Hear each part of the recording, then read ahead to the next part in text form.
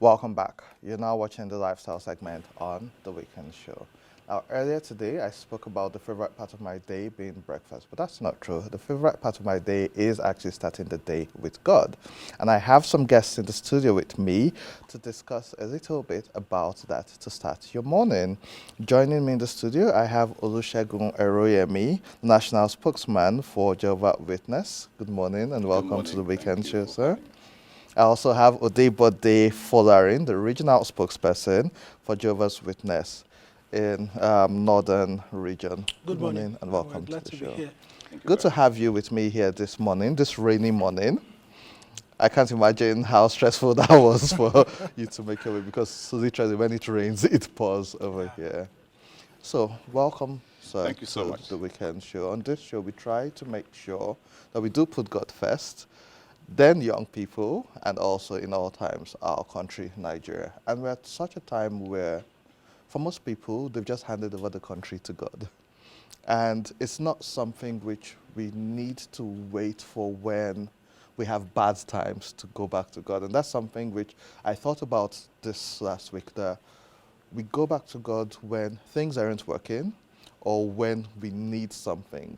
But the little moments where you went out today and you came back safe, like you weren't robbed the night before, a moment where we need to be grateful, which is why I'm glad we have you here today.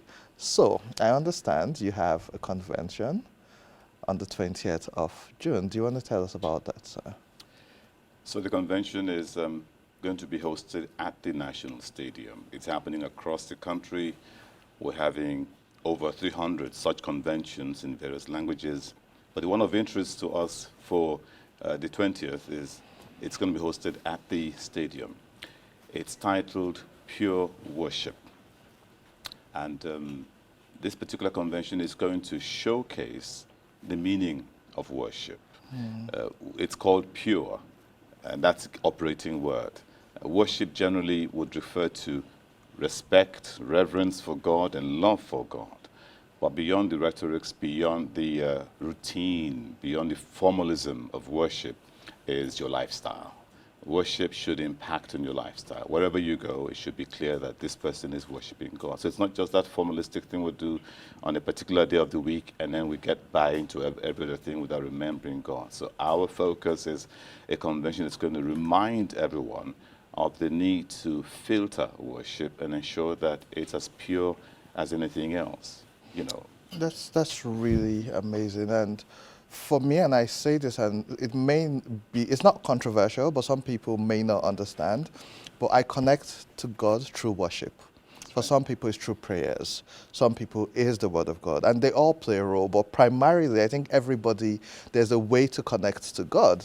And sometimes worship, in most cases for me, worship sets the tone and sets the mood. So what are we expecting from this convention? Are we having guest artists who are going to perform, or is it internal? What should we expect? So, a lot of exciting things that we're expecting.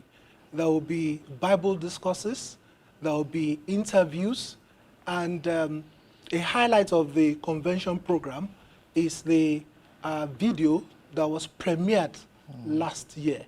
Last year, the 18 video series episode was premiered. That's the good news according to Jesus. Okay. So the episode 1 was shown last year convention, but this year's convention, episode 2 and 3 will be shown. The episode 2 will be shown in 2 parts on Friday and Saturday, while the episode 3 will be on Sunday. So there are several Bible talks that will really impact the lives of people that will be in attendance. Okay, that's amazing. And so you spoke about the fact that in over 300 languages, conventions across, how does that work? Yes, in several languages, but then about 300 of such conventions will be handled across the country. Yes, we have conventions. Simultaneously? At different dates within this period, running into a couple of months. So we have it in Yoruba, for example, if that's a language of your heart. We have it in sign language for those who would prefer to, who had challenges with hearing. And then we have it in Igbo, basically all the major Nigerian languages and some so-called minority languages. We ensure that language isn't a barrier for people to learn. So at different locations, we have 3 locations for stadium conventions. Abuja is one of them, Port Harcourt is another, Uyo is another.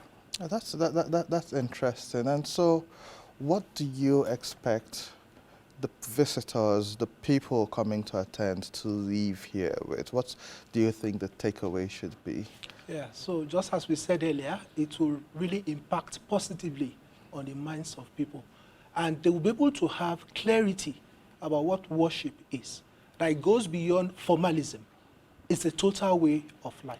So after the convention, they will be able to handle their tasks more dutifully. They will be better husbands, better wives, better children. They will be better employees in terms of honesty. So the convention will have a profound effect personally and generally in the community. I really like that, because when you talk about, especially when we talk about religion and Christianity, a big part which is missing from the educational system currently are things like financial literacy, interpersonal relationships, and the church is a major tool for socialization. And so I like the fact that you're now speaking about having people become better husbands, better wives, better employees, and the likes. But before I let you go, I want you to talk about why this is important for us as a nation right now. Because for you to be doing this on a national level, at the national stadium, the timing is important. That's right. Something called for it, and now more than ever, we do need God. And so, Because people are losing faith, losing trust in the institution called religion. People just think it's a formal thing. Just go there and ease out and please some persons and sing and go home. In the first century, Christianity was called the way, literally the way, which means it's not just worship, it's your way of life. So if I read the Bible as a Christian and I imitate the example of Jesus Christ, or I claim to do, it should reflect in what I do with my wife.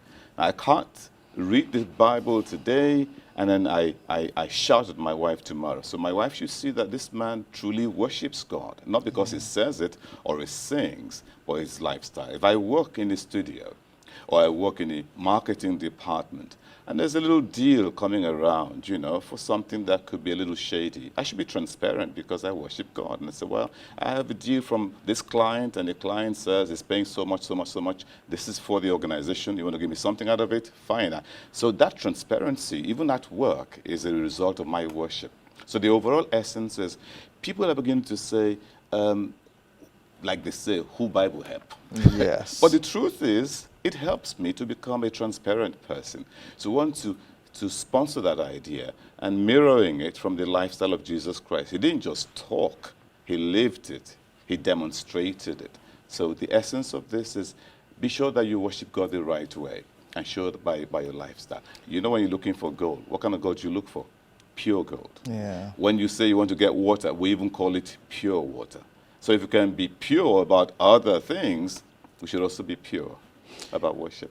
You know, for the non-Christians watching this, or the people who may be interested in the faith, I had someone have a conversation with me from another religion last week saying the person struggled with some bits in the person's religion and wants to understand Christianity more. And so I'm hoping the person is watching, and this will be a good avenue for the person to attend. But for the non-Christian, if you read the gospel and you also study historically about Jesus and the apostles, most non-Christians will tell you the risks are more than the rewards. In the sense that we talk about transparency. In Nigeria, the people in the world right now, most people who come out to be transparent and speak truth to power, speak truth in their workspaces, they get victimized.